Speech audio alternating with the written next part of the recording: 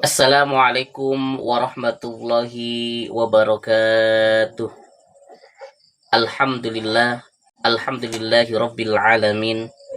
Al-Fatihi lima ukhliq wa khatimi lima sabak nasiril haqi bil haq wal hadi ila siratikal mustaqim wa ala alihi wa sahbihi haqqa qadrihi wa miqdarihil adim amma ba'du. Ya ibadallah ittaqullaha haqqa tuqatihi wa la tamutunna illa wa antum muslimun. Rabbi a'udzu bika min hamazati sayatin wa a'udzu bika rabbi ayyahdurun. Shadaqallahul adim. Pertama-tama yang paling utama, marilah kita senantiasa memanjatkan rasa puja-puji syukur kita kehadirat Allah Subhanahu wa taala, Tuhan seluruh alam, Tuhan kita semua, Tuhan yang senantiasa terus memberikan nikmat-Nya kepada kita semua, terutama sampai akhir ini Allah masih memberikan nikmat panjang umur, nikmat sehat walafiat, nikmat iman, nikmat Islam, sehingganya alhamdulillah pada kesempatan kali ini kita semua masih diberikan kesempatan oleh Allah Subhanahu wa taala untuk melaksanakan sholat Isya secara berjamaah. Semoga sholat kita, ibadah kita, amal baik kita, amal soleh kita yang kita kerjakan hari ini senantiasa Allah terima, senantiasa memberikan kebaikan buat kita semuanya. Amin amin ya rabbal alamin. Kemudian salawat teriring salam semoga tercurahkan kepada Nabi kita, Nabi Agung, Nabi besar Muhammad Sallallahu Alaihi Wasallam, Nabi kita semuanya, Nabi akhir zaman, Nabi yang kelak di yaumil akhir nanti akan memberikan syafaatul ujma'nya buat kita semua. Semoga kita semua termasuk umat-umat beliau yang akan mendapatkan syafaatnya. Amin amin ya robbal alamin. Hadirin sahabatku yang dimuliakan oleh Allah Subhanahu wa taala, kita awali kajian malam hari ini dengan bacaan basmalah bersama-sama. Bismillahirrahmanirrahim. Raditu billahi rabbah wa bil islami dina wa bil muhammadin nabiyya wa rasulah. Rabbi zidni ilma warzuqni fahma. Amin. Sahabatku yang dimuliakan oleh Allah Subhanahu wa taala, kemarin ketika Al-Fakir turun ke Yogyakarta, tepatnya ke daerah Yogyakarta, tepatnya di kampus Universitas Yogyakarta UNY, ya, kampus Universitas Negeri Yogyakarta. Pas kemarin Jumatan di sana, ya, Al-Fakir sholat Jumat di salah satu masjid yang dekat dengan kampus UNY. Setelah sholat Jumat, Al-Fakir tertarik ada satu buletin yang tersedia di sana. Nah, Al-Fakir ambil. Nah, ini kemudian Al-Fakir bawa. Kenapa Al-Fakir bawa? Karena Al-Fakir tertarik dengan temanya, ya. Di sini temanya adalah berani hijrah berarti berani berubah. Nah, ini buletin atau hid, ya, Al-Fakir dapat ketika kemarin Al-Fakir, ya, sedang main di kampus Negeri Yogyakarta, ya, UNY. Nah, kebetulan hari Jumat, ya, hari Jumat. Nah, rencana mau Jumatan di kampus UNY, tapi karena kampusnya libur jadi kayaknya libur, ya.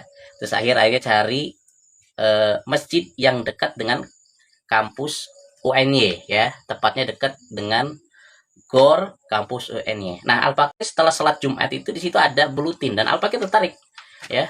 Akhirnya Al-Fakir bawa, ya. Akhirnya Al-Fakir bawa ketika sampai ke pondok. Nah, Al-Fakir ini baca, ya. Tertariknya di mana? Tertariknya dengan temanya. Di sini ada temanya bagus. Berani hijrah berarti berani berubah, ya. Berani hijrah berarti berani berubah. Karena kalau kita berbicara tentang hijrah, maka kita hidup di dunia ini harus senantiasa selalu hijrah. Hijrah artinya bagaimana? Artinya kita harus selalu memperbaiki diri kita setiap harinya. Mulai dari ucapan kita, mulai dari sikap kita, mulai dari perbuatan kita, tingkah laku kita. Itu harus senantiasa kita rubah. Rubah menuju lebih baik lagi. Apalagi kalau diri kita ini sudah berkomitmen, mau berkomitmen hijrah ya untuk lebih baik lagi. Karena hijrah itu kan berarti kita siap untuk berubah. Ya. Berani berubah lebih baik lagi. Berani mengambil resiko tantangan dari apa yang kita lakukan, apa yang kita kerjakan. Makanya di sini ada di awal buletin ini dikatakan ya, ada hadis Nabi yang mengatakan dan orang yang berhijrah adalah orang yang meninggalkan apa yang dilarang oleh Allah Subhanahu wa taala tuh. Ya. Jadi hijrah itu secara definisi atau secara arti kalau kita ambil dari hadis Nabi Muhammad Shallallahu Alaihi Wasallam yang diriwayatkan dari Imam Bukhari dan Imam Muslim, bahwasanya hijrah itu adalah orang yang meninggalkan apa yang Allah larang. Itu artinya hijrah. Ya, kita hijrah dari kebiasaan buruk kita. Kita hijrah dari kemalasan kita. Kita hijrah, apalagi hijrah dari naudzubillah min dzalik, dari hal-hal maksiat. Itu namanya hijrah, memperbaiki diri kita dari kebiasaan-kebiasaan buruk kita. Ya. Apalagi bagi kita yang mungkin mohon maaf ya, pernah terjerumus dalam kemaksiatan, pernah minum minuman keras ya kan? Pernah berjudi, baik judi online maupun offline, slot dan sebagainya, pernah melakukan zina, pernah berani kepada orang tua, pernah mencuri, ya, korupsi dan lain sebagainya, pernah zalim menyakiti orang lain, pernah memfitnah orang lain. Maka ketika diri kita ingin terlepas seperti itu dan kita ingin berhenti dari kebiasaan-kebiasaan tersebut, maka di situ namanya hijrah. Dan hijrah itu kan kita berani berubah lebih baik lagi, ya. Yang tadinya ahli maksiat jadi ahli ibadah, ya kan. Yang tadinya suka mencuri jadi ahli sedekah. Itu namanya hijrah. Jadi kalau kita perhatikan simpel dari hadis Nabi ini, dan orang yang berhijrah adalah orang yang meninggalkan apa yang Allah larang. Itu namanya hijrah, ya. Jadi kita menjauhi apa yang dilarang oleh Allah Subhanahu wa taala, itu namanya hijrah. Ya, bukan hanya sekedar yang maksiat-maksiat saja. Maksiat jelas harus kita tinggalkan, harus kita jauhi. Jangan sampai kita bermaksiat. Tetapi hal-hal yang malas, yang membuat kita bodoh, yang membuat kita malas, yang membuat kita lalai ya, dari ibadah kita dari Allah Subhanahu wa taala, itu juga harus kita perbaiki. Makanya kita berdoa kepada Allah Subhanahu wa taala, semoga Allah senantiasa ya selalu memberikan hidayah kepada kita, ya. Senantiasa kita hari ke hari semakin baik. Karena memang dalam hijrah itu penuh tantangan, ya. Penuh tantangan, ya. Dalam hijrah itu penuh tantangan. Makanya ada kan sering kita dengar semboyan-semboyan ya, kata-kata ya, bahwasanya ojo leren jadi wong apik kan gitu ya. Ojo leren jadi wong apik, jangan bermalas-malasan jadi orang apik. Tuh ya, itu yang harus terjadi. Karena ya kita dalam menjadi orang baik itu tetap banyak tantangannya ya, banyak tantangannya seperti itu. Berani hijrah berarti berani berubah ya. Contoh hijrah ya, tadinya mohon maaf ya males-malesan, banyak mainnya ya, maka ketika kita mau berubah menjadi orang apik ya, siap berubah. Yang kebiasaan senang main game, dikurangin main gamenya. Yang tadinya senangnya bergadang dikurangin ya. Itu yang harus kita lakukan. Nah, terus di sini ada lagi kelanjutannya. Hijrah bukan hanya sekedar berpindah tempat secara fisik ya. Hijrah itu bukan hanya sekedar berpindah tempat secara fisik, melainkan keberanian hati dan perbuatan untuk berubah dengan meninggalkan segala larangan-larangan Allah menuju ketaatan. Sekali lagi Al-Fakir tegaskan, hijrah bukan hanya sekedar berpindah tempat secara fisik, ya kan? Melainkan keberanian hati dan perbuatan untuk berubah dengan meninggalkan segala larangan Allah menuju ketaatan. Tuh arti hijrah. Jadi hijrah itu bukan hanya berpindah fisik aja. Karena kan kalau kita membahas tentang hijrah itu kan awalnya adalah peristiwa Nabi Muhammad SAW pindah dari Mekah ke Madinah. Itu hijrah secara bahasa, berpindah. Ya, dulu Nabi Muhammad SAW ketika berdakwah hidup di kota Mekah, banyak sekali tantangan-tantangan, banyak sekali pantangan-pantangan dalam dakwah Nabi Muhammad SAW di Mekah saat itu. Ya, awal-awal Nabi berdakwah banyak sekali tantangan-tantangan, banyak sekali musuh-musuh, bahkan musuhnya dari paman-pamannya, dari keluarganya. Ya, bahkan nyawanya terancam ketika Nabi awal-awal berdakwah di kota Mekah. Akhirnya apa? Akhirnya Nabi Muhammad SAW mengambil langkah, ya, sesuai dari instruksi Allah Subhanahu Wa Taala. Gampangnya mengambil resiko, ya, untuk berpindah dari kota kelahirannya di Mekah, ya, ngambil resiko bersama para sahabatnya pindah hijrah ke kota Madinah. Banyak sekali langkah-langkah, ya, apa yang diambil oleh Nabi, para sahabat ketika hijrah, resikonya banyak.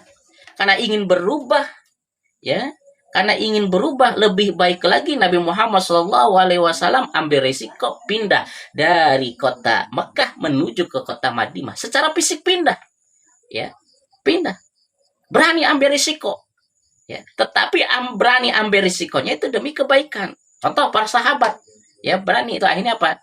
Meninggalkan harta-hartanya, ya kan, demi kehidupan yang lebih baik, ya. Kemudian ada yang meninggalkan keluarganya, istrinya ditinggalkan, harta-hartanya tinggalkan, hewan hewan ternaknya ditinggalkan. Untuk apa? Untuk hijrah. Tentunya apa? Nabi kenapa hijrah dari Mekah ke Madinah? Tentunya untuk perubahan. Ya. Untuk apa? Untuk perubahan. Perubahan apa? Ya. Perubahan lebih baik lagi. Jelas secara fisik Nabi dengan para sahabat pindah ke kota Madinah. Ya, kota Madinah. Tapi secara hati Nabi Muhammad SAW meninggalkan, ya, orang-orang yang toksik bahasa sekarang. Ya. Orang-orang yang ketika Nabi di kota Mekah banyak yang memusuhi Nabi, bahkan mau membunuh Nabi, bahkan keluarganya, paman-pamannya, saudara-saudaranya, ya, yang masih kafir, ya, mau membunuh Nabi. Akhirnya apa? Nabi pindah dari kota Mekah menuju Madinah dengan berani berubah untuk lebih baik lagi. Ya. Akhirnya apa? Jelas terbukti. Nabi pindah ke kota Madinah, di mana sebelumnya di kota Mekah orang-orangnya toksik, ya, orang-orang yang benci, banyak memusuhi Nabi dalam berdakwah. Akhirnya Nabi pindah ke kota Madinah, ya, di mana di Madinah banyak orang-orang yang sudah masuk Islam, banyak yang suka, senang, ya, kepada Nabi Muhammad SAW. Ya, akhirnya apa? Bangkit Nabi di kota Madinah. Bangkit Nabi di kota Madinah, menyebarkan, mensyiarkan agama Islam, ya, di Madinah, karena banyak pendukungnya, banyak yang senang dengan ajaran Nabi Muhammad SAW. Akhirnya apa? Berubah. Kota Madinah berubah lebih baik lagi. Akhirnya apa? Islam di kota Madinah saat itu berkembang pesat. Ya, efeknya bukan hanya di agama saja, ya, efeknya menyeluruh. Ya, yang tadinya antara suku satu dengan suku yang lain bermusuhan, setelah Nabi datang ke kota Madinah, ya, berhijrah membawa perubahan, ya, para suku-suku, kaum-kaum yang ada di kota Madinah semuanya menjadi bersatu, semuanya menjadi akur, semuanya menjadi bersahabat.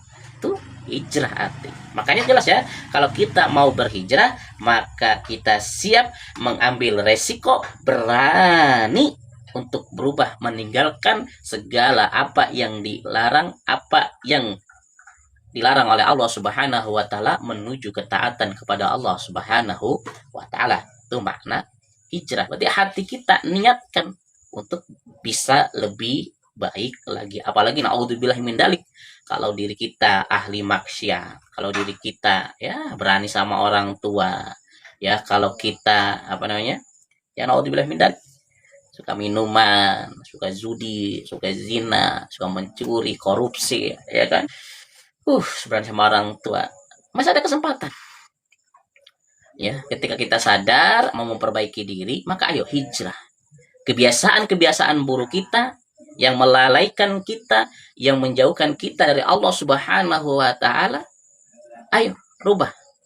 Rubah, tinggalkan, menuju lebih baik, menuju ketaatan kepada Allah Subhanahu wa taala. Itu makna hijrah.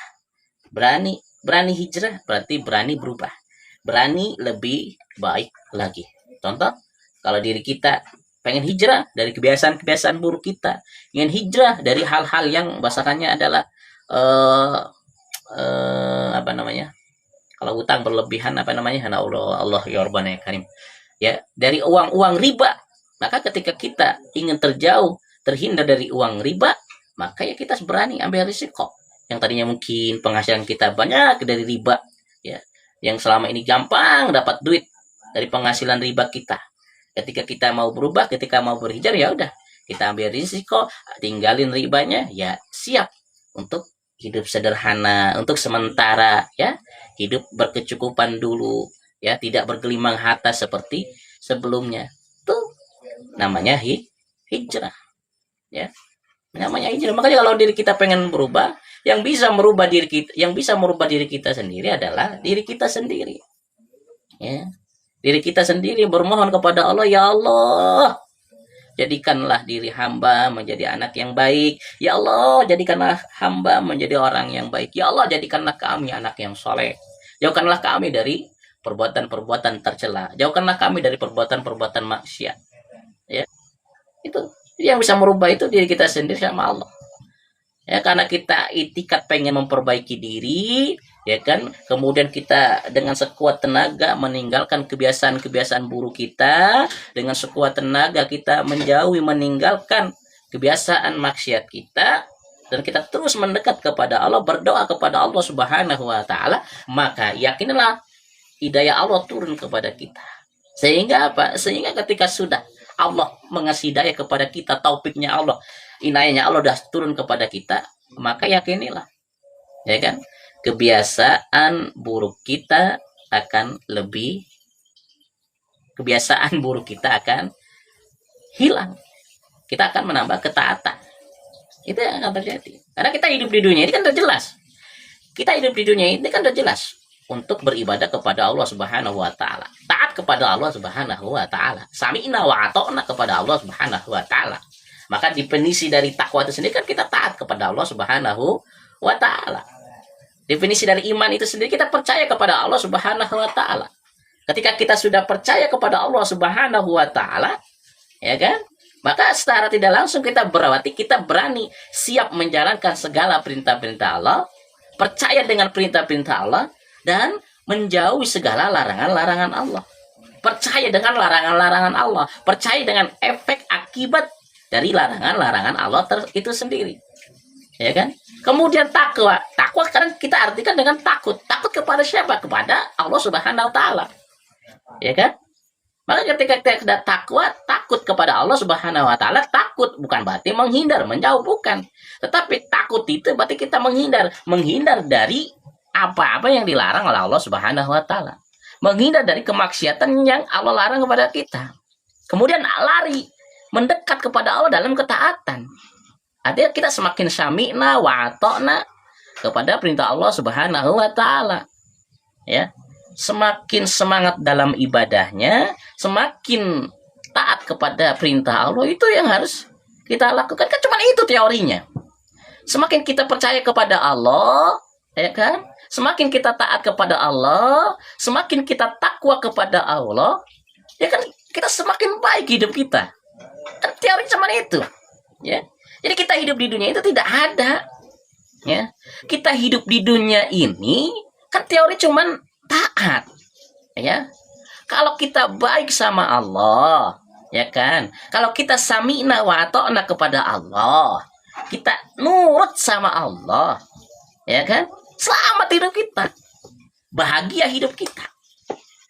Nah kan, ini kan kadang yang bikin kita pusing, hidup ruwet, ya kan? Hidup ruwet, pusing, banyak masalah, hidup kagak tenang, pikiran kemana-mana, gelisah, ya kan? Itu karena di kita itu menjauh dari Allah Subhanahu wa Ta'ala, kagak sami'na wa ata'na kepada Allah. Perlu di cross check ibadah kita, amal kita, ya. Jangan-jangan banyak maksiatnya yang membuat diri kita rumet. Dan mohon maaf, yang bikin rumet, pusing kehidupan kita karena itu kita menghajar apa yang dilarang oleh Allah Subhanahu wa Ta'ala. Larangan Allah kita hajar, ya, berantas, berani melakukan kemaksiatan itu yang membuat mumet diri kita, pusing hidup kita, bermasalah hidup kita. Padahal udah jelas Allah, ya, Allah udah jelas. Allah sudah tegas di dalam Al-Qur'annya, di dalam hadis Nabi-Nya. Hei, jangan pernah mendekati maksiat. Hei, kamu jangan pernah minuman-minuman keras, ciu, homer, apapun itu yang memabukkan, narkoba, apapun yang narkoba dan lain sebagainya, itu sudah dilarang oleh Allah Subhanahu wa Ta'ala. Untuk jangan dikerjakan, untuk jangan dilaksanakan. Jangan ngombe ciu, jangan minum minuman keras. Itu sudah. Efeknya apa nanti? Kamu akan kecanduan. Kalau sudah kecanduan itu berbahaya. Akhirnya ruwet. Efeknya apa? Jadi emosian, ya, gelisah, kayak orang gila, kayak orang stres, ya. Kadang mau berhenti susah kalau sudah kecanduan. Prosesnya harus susah, ya. Bisa berubah, bisa berhenti dari kebiasaan buruk tersebut kalau dia berani hijrah, benar-benar meninggalkan kemaksiatan itu sendiri, ya. Makanya Al-Fakir ini sudah sering, ya, bilang, ya, apalagi sering bilang, ya, kalau hidupmu tidak pengen rusak, kalau hidupmu tidak pengen hancur, kalau hidupmu tidak ingin berantakan, karirmu tidak pengen hancur, ya, maka jauhi 4 maksiat ini. Karena kalau kalian, ya, melakukan 4 maksiat ini, pasti hancur hidup kita, pasti hancur hidup kalian. Apa maksiat itu? Yang pertama, minum-minuman, sesuatu yang memabukkan, ciu, narkoba dan sebagainya. Ya, kalau berani menyentuh barang haram tersebut, ya, minuman, berani minum ciu, berani narkoba dan sebagainya, dan tidak cepat-cepat bertobat dan tidak cepat-cepat berhenti, hancur pasti hidupmu. Hancur pasti hidup kita. Baik karir kita, baik keluarga kita, baik rumah tangga kita, pasti hancur tuh. Itu yang akan terjadi. Itu yang akan terjadi. Jauhi yang namanya miras, santika, ya. Karena itu akan menghancurkan hidup kita. Jadi yang pertama itu, jangan pernah sekali-kali kita menyentuh, nyoba-nyoba ke dalam hal-hal yang memabukkan, ya. Hal-hal yang memabukkan, ya. Contoh, minuman, ciu, ya, sesuatu yang memabukkan, alkohol, jauhi. Jangan pernah coba-coba. Narkoba, obat-obat yang memabukkan, jangan pernah nyoba. Sebab apa? Sebab yang hal maksiat seperti itu, obat-obatan dan lain sebagainya, itu pasti kalau kita nggak cepat-cepat berhenti, kalau kita nggak cepat-cepat tobat, kalau kita nggak cepat-cepat, ya, segera berhenti dari minuman, narkoba dan sebagainya, pasti nanti hidup kita hancur. Akan menggerogoti tubuh kita, akan menggerogoti mental kita, bahkan akan menghancurkan hidup kita, menghancurkan keluarga kita, menghancurkan karir kita. Itu yang akan terjadi, ya. Udah banyak contohnya, ya. Itu yang pertama. Yang kedua, maksiat yang perlu kita tinggalkan, kagak boleh kita nyoba-nyoba, adalah judi. Ini apalagi sekarang judi gampang permainannya. Kalau dulu main judi harus, ya, ke kasino dulu, ke bar dulu, atau ngumpulin orang-orang dulu. Sekarang gampang judi, ya, judi online, judol, slot, ya. Banyak orang hancur gara-gara judi. Banyak yang hancur hidupnya, berantakan hidupnya gara-gara permainan slot. Yang tadinya kaya raya, yang tadinya punya usaha, yang tadinya uangnya banyak, hancur, habis, menjadi kere, menjadi miskin. Gara-gara apa? Gara-gara bermain judi online, gara-gara bermain slot. Itu yang terjadi. Maka jangan sekali nyoba-nyoba menyentuh yang namanya judi online. Jangan pernah sekali-kali nyoba namanya judi. Pasti kalau sudah nyoba-nyoba nyentuh, pasti kecanduan. Kalau sudah kecanduan, nanti akan merusak pikiran kita, merusak hati kita, dan tentunya akan menghancurkan hidup kita. Pasti itu. Dan ini terbukti. Beberapa kali ya pesantren kami kedatangan orang-orang yang katanya pengen berhenti dari sifat judinya karena bermain slot, ya. Yang tadinya kaya, punya usaha, punya bisnis, ya gara-gara kecanduan slot, main judi online di HP top, habis miliaran, ya, habis jutaan. Itu yang terjadi. Makanya hati-hati, ya. Kalau nggak segera berhenti, ya, hancur hidup kita. Bukan hanya sekedar harta, ya, tetapi bisa keluarga kita juga hancur. Bahkan ya Al-Fakir ngomong seperti ini, ya, mendengar langsung dari pelaku-pelaku yang sudah terjerumus dalam permasalahan judi. Apalagi sekarang masalah slot, judi online. Cuman main scroll bisa habis miliaran. Cuman scroll, ya, sampai berani gadein, ya, aset hartanya. Usahanya jadi jaminan. Rumahnya, sertifikat rumahnya dijadikan jaminan. Itu yang terjadi. Maka sekali lagi, hati-hati, jauhi yang namanya maksiat berupa judi. Yang ketiga, yang bisa maksiat yang benar-benar bisa menghancurkan hidup kita, yang bisa menghancurkan rumah tangga kita, yang bisa menghancurkan karir kita, merusak badan kita, merusak tubuh kita, merusak karir kita, merusak aktivitas kita, yaitu maksiat zina. Ya, zina. Hati-hati, ya. Orang yang senang zina itu akan kecanduan. Kalau sudah kecanduan bahaya, ya. Kalau ganti-ganti pasangan, ya, anak orang main embat-embat saja, itu akan menjadi penyakit, namanya penyakit AIDS, penyakit HIV. Penyakit AIDS sampai sekarang ini belum ada obatnya, belum ditemukan obatnya. Dan mohon maaf, orang yang sudah terbiasa zina, berganti-ganti pasangan, ya kan? Ketika dia sudah terkena penyakit HIV, sudah terkena penyakit AIDS, ya, itu akan menggerogoti tubuhnya. Mohon kalau kita lihat coba pelaku-pelaku yang terkena penyakit AIDS, penyakit HIV, karena pergaulan bebas, karena seks bebas, ya kan? Itu naudzubillah min dzalik, tulang tubuhnya digerogoti penyakit AIDS tersebut, HIV tersebut, sehingga apa? Ya tinggal tulang sama kulit, dagingnya hilang. Makanya hati-hati, jauhi penyakit zina. Ya, kalau kita nggak benar-benar tobat, seandainya kita pernah berzina, nggak benar-benar tobat, nggak benar menghindari, bahaya buat kehidupan kita, bahaya buat tubuh kita. Ya, itu yang akan terjadi. Ya, dan karma akan berlaku. Ya, bisa jadi nanti naudzubillah min dzalik akan mengena keturunan kita. Di antara keturunan kita, naudzubillah min dzalik, punya anak cewek, punya cucu cewek, akhirnya apa? Diperkosa oleh orang lainnya. Naudzubillah min dzalik, malah jadi jabulai, malah jadi PSK dan sebagainya. Kenapa? Sekali lagi, maksiat yang tadi Al-Fakir sampaikan, zina itu kalau sudah nyoba-nyoba akan menjadi kecanduan. Makanya sudah jelas Allah dari jauh-jauh hari, ya, bahkan dalam Al-Quran sudah menegaskan wala taqrabu zina, jangan dekati zina. Mendekati saja kagak boleh, ya, kata Allah wala taqrabu zina, jangan dekati zina. Itu udah jelas, mendekati saja kagak boleh. Artinya apa mendekati itu? Contoh seperti pacaran, itu pacaran mendekati zina, ya. Karena kalau sampai pacaran berlebihan, mohon maaf, pegang-pegangan, ya kan? Bahkan naudzubillah min dzalik sekarang, yang namanya peluk-pelukan, pegang-pegangan, itu lumrah. Padahal itu zina loh, itu mendekati zina itu. Ya, pacaran kayak sudah berhubungan suami istri.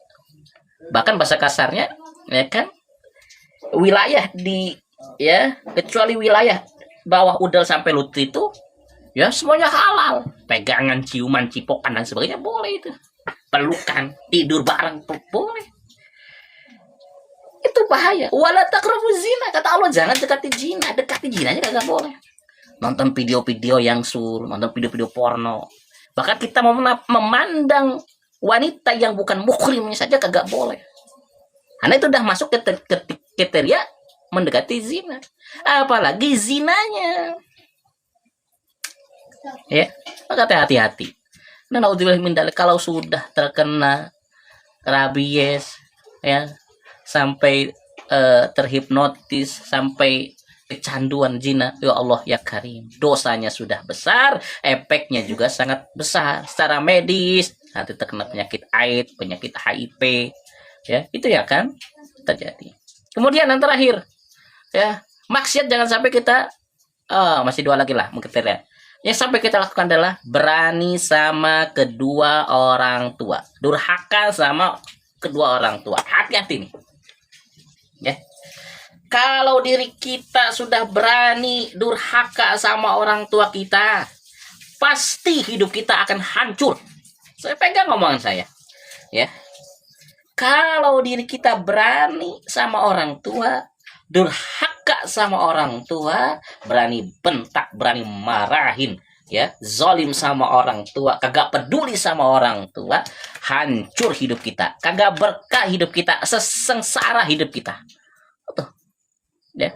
Mungkin kalau kita cuek sama orang lain, ya kan, cuek sama orang lain, kagak peduli sama orang lain, mungkin efeknya biasa-biasa saja. Tetapi kalau kita berani sama orang tua, durhaka sama orang tua, hancur hidup kita. Pasti itu. Pasti itu. Dan ini perintahnya Allah sendiri loh. Ya. Kedudukan orang tua itu, ya, sejajar dengan kedudukan bagaimana kita beribadah kepada Allah, bagaimana kita mengabdi kepada Allah Subhanahu wa taala. Setelah kita mengabdi kepada Allah, di situ kedudukannya. Wabil walidaini ihsana, berbuat baik kepada kedua orang tua kita. Ya. Tuh. Bahkan saking Allah memuliakan kedua orang tua, ibu dan ayah kita, Allah meletakkan ridhonya kepada ridho dari orang tua kepada anak-anaknya. Tuh. Saking Allah memuliakan setiap orang tua, Allah meletakkan ridhonya, ya. Allah meletakkan ridhonya setelah, ya, kepada kedua orang tua. Kan ada jelas, ridullah fi ridul walidain, wasuhtullah fi suhtil walidain. Tuh. Kata Nabi tuh, ridhonya Allah itu terletak pada ridhonya kedua orang tua. Kalau orang tua kita ridho kepada kita, kalau orang tua kita sayang kepada kita, kalau orang tua kita ridho kepada kita, senang kepada kita, ya kan, bangga terhadap akhlak kita, ya, kitanya ta'dim, kitanya hormat, kitanya sayang kepada orang tua, maka ketika mereka ridho, ya Allah aku ridho kepada anak-anakku, ya Allah aku ridho kepada Alif, ya Allah aku ridho kepada Rapi anak soleh, ya, Rapi anak pinter, ya. Ketika itu sudah terucap, ya, maka seketika Allah akan ridho. Ketika Allah sudah ridho kepada diri kita, maka yakinilah, ya, hidup kita akan penuh dengan keberkahan, hidup kita akan sukses, hidup kita akan bahagia, bahkan akan selamat di akhirat nanti. Ya. Karena kunci surga seorang anak itu terletak kepada orang tua. Makanya ada kata istilah, ya, surganya anak itu ada di bawah telapak kaki ibu. Ya. Baik sama ibu, surga kita peroleh. Jahat sama ibu, neraka yang dapat kita peroleh. Bahkan di dalam Al-Quran sendiri, wa qadha rabbuka alla ta'budu ilaiyah, ketika kita sudah menyembah Allah, ya, jangan menduakan Allah, ketika itu sudah kita kerjakan, habis itu, hei, kalian semuanya, wabil walidaini ihsana, berbuat baiklah kepada orang tuamu. Diperkuat lagi, hei, anak-anak, jangan sekali-kali kalian mengatakan jangan sekali-kali mengatakan jangan sekali-kali kalian membentak, jangan sekali-kali kalian berkata kasar kepada kedua orang tua kalian. Jangan sekali-kali kalian ya berkata kasar, berkata menolak saja itu Allah tidak suka. Apalagi kita berani sama orang tua kita. Apalagi diri kita berani ngelawan sama orang tua, memukul orang tua, memeras orang tua. Ya kan? Cuek sama orang tua, berani membentak, berani memarah. Hei, dirimu, ya, hancur hidupmu. Durhaka dirimu. Itu yang akan terjadi. Makanya hati-hati, jangan pernah sekali-kali ya berani kepada kedua orang tua. Penekanannya sudah jelas. Dalam Al-Quran berbuat baik kepada orang tuamu. Dalam Al-Quran jangan sekali-kali kalian mengatakan diartikan, ditafsirkan, jangan pernah sekali-kali berkata kasar. Jangan pernah sekali-kali menolak dengan kasar. Ya, apalagi berani membentak dan sebagainya. Ya, tapi berbuat baik. Ucapan dengan kata-kata yang halus, hormati, sayangi dan lain sebagainya. Diperkuat lagi sama hadis Nabi. Ya. Kata Nabi, ridhomu hei para anak ada di dalam ridho orang tuamu. Ya. Dan murkanya Allah itu ada pada murka orang tuamu, murka ibumu. Tuh. Makanya jangan salahkan. Ya. Makanya jangan salahkan ketika diri kita berani kepada kedua orang tua kita. Berani durhaka kepada kedua orang tua kita. Cuek, kagak mau ngurusin orang tua kita, tidak mau mengurusin kedua orang tua kita. Ketika mereka sudah sepuh, ketika mereka sudah tua, ya, mereka sedang membutuhkan bantuan anak-anaknya yang seharusnya kita membantu. Hei, malah berani sama orang tua kita. Malah membiarkan orang tua kita, malah mentelantarkan kedua orang tua kita. Maka jangan salahkan kalau hidupmu ya hancur. Maka jangan salahkan kalau hidupmu sengsara. Maka jangan salahkan kalau hidupmu tidak bahagia. Lebih-lebih jangan salahkan orang tuamu ketika di akhirat nanti mereka masuk surga sedangkan dirimu masuk neraka gara-gara kamu tidak peduli, tidak sayang kepada kedua orang tuamu. Yang harus diperhatikan. Makanya ayo, jangan sekali-kali lah kita berbuat maksiat, ya. Jangan sekali kita ya berani kepada kedua orang tua kita, karena itu merupakan perintah Allah langsung. Yang mana manfaatnya akan kembali kepada diri kita. Ya, kalau kita berbaik kepada orang tua kita, maka Allah akan memperbaiki hidup kita. Tapi sebaliknya, kalau kita menyia-nyiakan orang tua kita, maka Allah akan menyia-nyiakan diri kita. Maka Allah ya akan melaknat kita, bukan menyia-nyiakan tapi melaknat diri kita. Karena ada satu dosa yang mana dosa ini langsung Allah balas di dunia ini. Mungkin dosa-dosa yang lain, maksiat-maksiat lain, ketika kita bermaksiat Allah balasnya di akhirat nanti. Ya, contoh ketika kita sholat. Ya, masalah bab sholat. Sholat adalah perintah. Ya, perintah. Dikerjakan dapat pahala, kagak dikerjakan dapat dosa. Pasti akan dimintai pertanggungjawaban. Tetapi dimintai pertanggungjawaban nanti di akhirat. Hei Fulan, hei Fulana, engkau saat itu nggak pernah sholat. Ya. Aku biarkan engkau hidup di dunia dengan nikmat. Aku tetap kasih rezeki untuk dirimu. Ya. Tetapi ketika sudah di akhirat nanti, ya, inilah saatnya pembalasan. Kamu kagak sholat. Siksa langsung. Balas di akhirat. Tuh, dosa sholat. Tetapi kalau berhubungan dengan orang tua, kamu berani kepada orang tua, ya, kamu berani membentak orang tua, kamu durhaka kepada kedua orang tuamu, kamu kagak peduli kepada kedua orang tuamu. Ketika orang tuamu sudah tua, ketika orang tuamu sudah sepuh, ketika orang tuamu butuh pertolonganmu, butuh kasih sayangmu, kemudian dirimu menghindar, kemudian dirimu bukannya peduli, malah berani membentak, membiarkannya, malah dirimu bawa mereka ke panti jompo, dan mereka tidak ridho, dan mereka marah, ya, dan sampai keluar kata doa yang ya doa dari orang tua, ya, tidak terima karena anak-anaknya durhaka, karena anak-anaknya tidak peduli. Keluar kata-kata yang jahat, keluar kata-kata yang tidak enak, ya, ya, terucap kata-kata, ya Allah, kok anakku gitu-gitu amat, semoga hidupnya tidak berkah. Saat itu pula hukuman Allah turun di dunia. Ya, kata orang tua, hidup anakku tidak berkah, maka tidak akan berkah. Ya, terucap, aku nggak ridho terhadap anakku dunia akhirat, saat itu pula di dunia Allah akan kasih, ya, kasih balasan yang setimpal. Ingat sahabat Nabi, ahli ibadah, ya kan? Ada sahabat Nabi, saya lupa namanya. Dia ahli ibadah, sama Nabi sangat cinta, ya, sama istrinya sangat cinta. Ya. Tetapi ketika syakaratul mautnya, dia tidak bisa mengelupakan kalimat la ilaha illallah. Susah matinya. Bahasanya mungkin matanya pelengap-pelengap, kesakitan. Ya. Kesakitan. Ya. Akhirnya apa? Nabi mengutus sahabatnya, terus menanyakan, Mas, ada orang tua kah? Ada, katanya.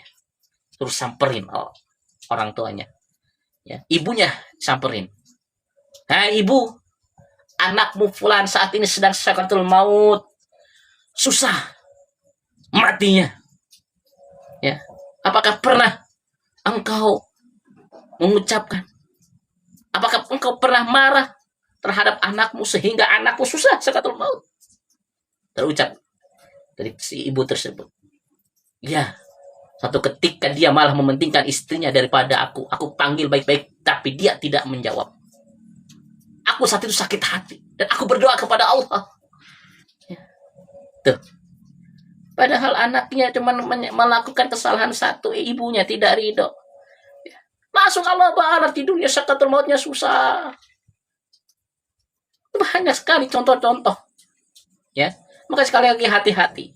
Jangan pernah berani durhaka kepada kedua orang tua kita.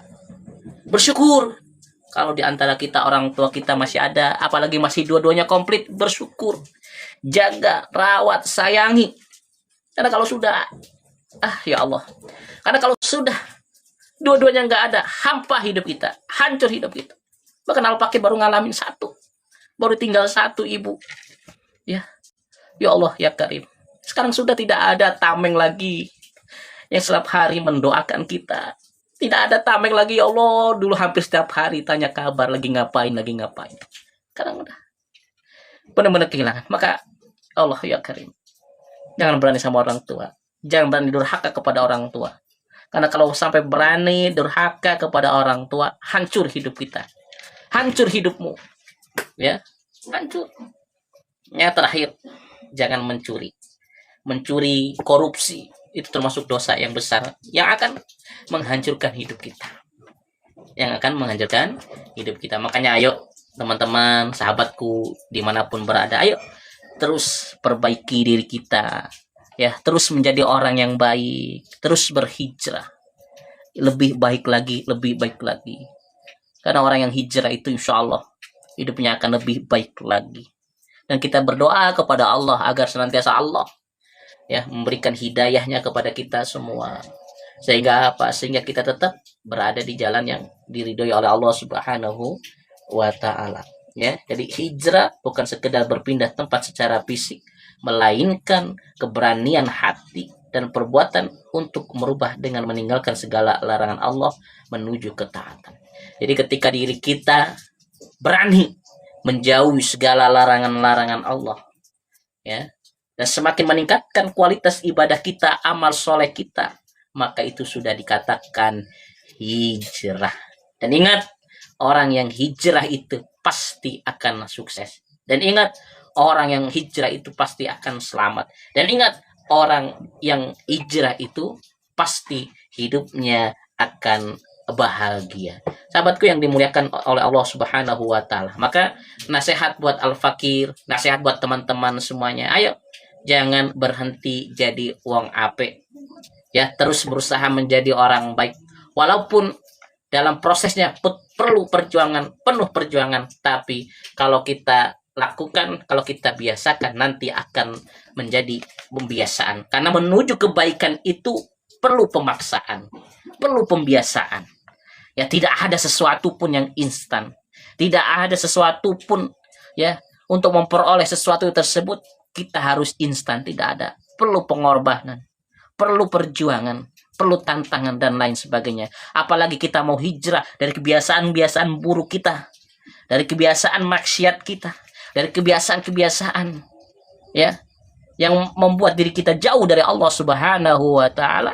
Itu pasti penuh tantangan, pasti penuh ujian. Tetapi kalau kita biasakan, paksakan, nantinya akan menjadi suatu kemudahan buat diri kita, akan menjadi kenikmatan buat kita, akan membuat diri kita bisa lebih baik lagi. Tentunya akan membawa keselamatan hidup kita lebih baik lagi, lebih baik lagi, lebih baik lagi. Semoga diri kita senantiasa ya bisa berhijrah menuju lebih baik lagi. Masih banyak penjelasan-penjelasan yang belum dibahas. Jadi sekali lagi Al-Fakir ini dapat blutin dari masjid dekat kampus UNY ya, Universitas Negeri Yogyakarta. Al-Fakir penasaran dengan judulnya Berani Hijrah Berarti Berani Berubah. Akhirnya Al-Fakir ambil satu, bawa, dan Al-Fakir baca, dan masya Allah ternyata bagus isinya ya, isinya bagus, dan ya terutama memotivasi Al-Fakir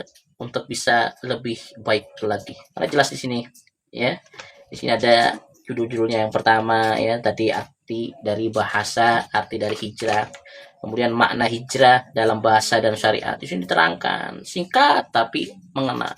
Kemudian hijrah Nabi Muhammad SAW. Di sini juga dijelaskan secara singkat ya tentang awal mula istilah hijrah. Kemudian ada nasihat untuk yang berhijrah, ada nasihat buat berhijrah ya, ada di sini. Nanti kita akan bahas besok nih ya, kan udah hampir 1 jam ya.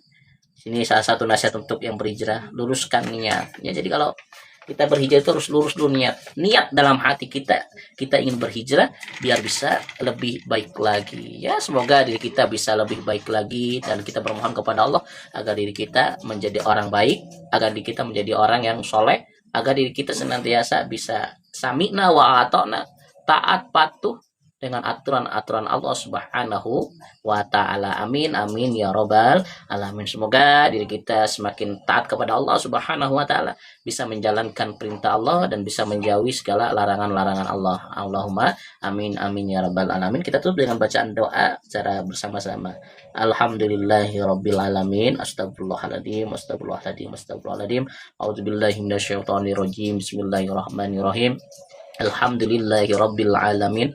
Hamdan syakirin, hamdan na'imin, hamdan yuafi ni'ama wa ikafi majida. Ya Rabbana lakal hamdu kama yanbaghi lizzalali wajhikal karim wa 'azimi sultanik. Allahumma shalli ala sayyidina Muhammad wa ala ali sayyidina Muhammad. Allahumma taqabbal minna innaka antas samiul alim wa tub alaina ya maulana innaka antat tawwabur rahim. Allahumma ighfir lana dunubana wa walidina warhamhuma kama rabbayana shighara. Allahumma ighfir lana dunubana wa walidina warhamhuma kama rabbayana shighara. Ya Allah ya Tuhan kami, ampunilah dosa-dosa kami ya Allah, ampunilah dosa-dosa kami ya Allah, baik yang disengaja maupun yang tidak disengaja ya Allah. Ya Allah ya Rahman ya Rahim, kami juga memohon kepadamu ya Allah, ampunilah dosa kedua orang tua kami ya Allah, ampunilah dosa kedua orang tua kami ya Allah, dosa ibu kami ya Allah, dosa ayah kami ya Allah, baik yang disengaja maupun yang tidak disengaja ya Allah. Ya Rahman ya Rahim, ampunilah dosa kedua orang tua kami ya Allah. Ya Rahman ya Rahim, terimalah amal baik mereka ya Allah. Ya Rahman ya Rahim, ya Allah ya Rahman ya Rahim, ya Allah ya Rahman ya Rahim, berikanlah kesehatan kepada kami ya Allah, berikanlah kesehatan kepada kami ya Allah, berikanlah kesehatan kepada kami ya Allah, sehat jasmani, sehat rohani ya Allah. Dan kami juga mohon padamu ya Allah, sehatkanlah kedua orang tua kami ya Allah, ibu bapak kami ya Allah, sehatkanlah ya Allah, sehatkanlah badan kedua orang tua kami ya Allah, sehatkanlah keluarga kami ya Allah, istri, anak-anak kami, saudara kami, kakak adik kami ya Allah, sehatkanlah mereka baik jasmani maupun rohani ya Allah. Yang lagi sakit engkau angkat penyakitnya ya Allah, yang sedang sakit engkau angkat penyakitnya ya Allah, dengan kehebatanmu, dengan kemuliaanmu ya Allah. Berikanlah kesehatan kepada kami, kepada kedua orang tua kami, kepada keluarga kami, kerabat kami, teman-teman kami semuanya ya Allah. Ya Allah ya Rahman ya Allah ya Rahim. Allahumma inna nas'aluka ilman nafi'an wa rizqan halalan thayyiban wa amalan mutakabbalan ya arhamar rahimin ya Allah ya Rahman ya Rahim. Berikanlah kami ilmu yang manfaat ya Allah, berikanlah kami ilmu yang bermanfaat ya Allah, berikanlah kami ilmu yang bermanfaat ya Allah. Mudahkanlah kami dalam belajar ya Allah, mudahkanlah kami dalam belajar ya Allah, mudahkanlah kami dalam belajar ya Allah, mudahkanlah kami dalam menuntut ilmu ya Allah. Mudahkanlah anak-anak kami yang sekarang sedang sekolah, yang sekarang sedang mondok ya Allah, mudahkanlah mereka dalam menuntut ilmu ya Allah. Semangatkanlah kami dalam belajar ya Allah, semangatkan kami dalam belajar, semangatkan kami dalam menuntut ilmu ya Allah. Ya Allah ya Rahman ya Rahim, lancarkan rezeki kami juga ya Allah, rezeki kami juga ya Allah. Allahumma inna nas'aluka ilman nafi'an wa rizqan halalan. Berikanlah rezeki yang halal, thayyiban, rezeki yang halal baik ya Allah. Cukupkanlah rezeki kami ya Allah, cukupkanlah rezeki kedua orang tua kami ya Allah, cukupkanlah rezeki keluarga kami ya Allah. Rezeki yang halal, rezeki yang banyak, rezeki yang berkah ya Allah ya Rahman ya Rahim. Allahumma inna nas'aluka ridhaka wal jannah wa na'udzubika min syakhatika wa nar ya Allah. Ridhokanlah kami agar kami bisa masuk ke dalam surgamu ya Allah, ridhokanlah kami agar kami bisa masuk ke dalam surgamu ya Allah, ridhokanlah kami agar kami bisa masuk ke dalam surgamu ya Allah, ridhokanlah kami agar kami bisa masuk ke dalam surgamu ya Allah. Ya, ridhokanlah kami masuk surgamu ya Allah, dan jauhkanlah kami dari api siksa api neraka ya Allah. Jauhkanlah keluarga kami, orang tua kami, anak-anak kami dari api siksa api neraka ya Allah. Allahumma adfa'ana agula'a wal bala'a wal waba'a wal fahsya wal munkara wa suyufan muhtalifatan wa sadaida wal mihan ma zahara minha wa mabatan min baladina hadha khossah Indonesia, min baladina hadha khossah Indonesia, min baladina hadha khossah Indonesia wa min buldani muslimina amatan innaka ala kulli syai'in qadir. Rabbana zalamna anfusana wa illam taghfir lana wa tarhamna lanakunanna minal khasirin. Rabbana atina fid dunya hasanah wa fil akhirati hasanah wa qina azabannar wa sallallahu ala sayyidina Muhammadin nabiyil ummi wa ala alihi wa sahbihi wa barik wasallam. Subhana rabbika rabbil izzati amma yasifun wa salamun ala mursalin walhamdulillahi rabbil alamin. Semoga doa kita senantiasa dijabah, dikabulkan oleh Allah Subhanahu wa taala. Mohon maaf lahir batin. Al-Fakir Kang Ipin dari Pondok Pesantren Al-Hadid Gunung Kidul, Yogyakarta. Mohon maaf apabila kata-kata Al-Fakir yang salah, penjelasan Al-Fakir salah. Mohon maaf lahir batin, semoga bermanfaat. Subhanakallahumma wa bihamdika asyhadu an la ilaha illa anta astaghfiruka wa atubu ilaik. Wassalamualaikum warahmatullahi wabarakatuh.